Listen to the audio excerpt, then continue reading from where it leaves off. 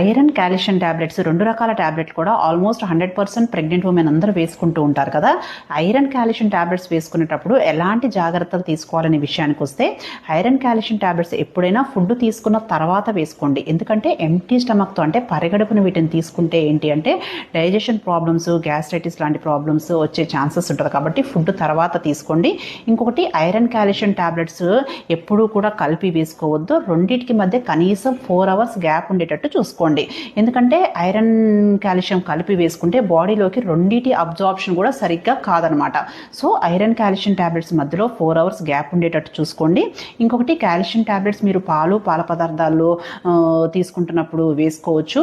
కానీ iron tablets మాత్రం పాలతో కానీ టీతో కానీ వేసుకుంటే ఐరన్ అబ్జార్ప్షన్ తగ్గిపోతుంది. ఇంకొకటి లెమన్ జ్యూస్ లాంటి వాటితో వేసుకుంటే అంటే ఐరన్ అబ్జార్ప్షన్ అనేది పెరిగే ఛాన్స్ ఉంటుందన్నమాట. ఓకేనా? Thank you.